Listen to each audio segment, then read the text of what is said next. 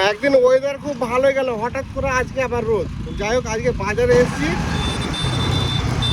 আমাদের এক দোকানে মাল তোলা হয় না, অনেকগুলো দোকান থেকে তুলতে হয়। কিছু কিছু উঠিয়ে নিয়েছি, আর একটা দোকান বাকি আছে। বাজারে এখন মাল পাওয়া একটু চাপের হয়ে যাচ্ছে, পেলাবি না, অল্প অল্প মাল নিয়ে বাড়ি যেতে হচ্ছে। এখানে আমুল কুল নিয়েছি কাঁচের 1 পেটি, আর আমুল গোল্ড আছে 1/2 লিটারের 1 পেটি। কিন্ডার জয় আছে ফুল বাক্স হলো, ভেতরে কিন্তু মাল নেই। আর এখানে দিলখোশ আছে 1 বস্তা দেওয়ার কথা ছিল, সেখানে 5 চেন দিল।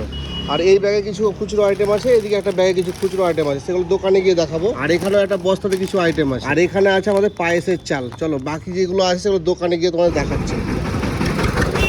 গোটা গোটা আইটেম কি এনেছি সেগুলো দেখিয়ে দিয়েছি, সেগুলো আর দেখালাম না। এবার তোমাদের খুচরো আইটেম কি আছে সেগুলো দেখিয়ে দিই। প্রথমে একটা বস্তা আছে, বস্তাটা উল্টে দিই, নাহলে বুঝতে পারবে না।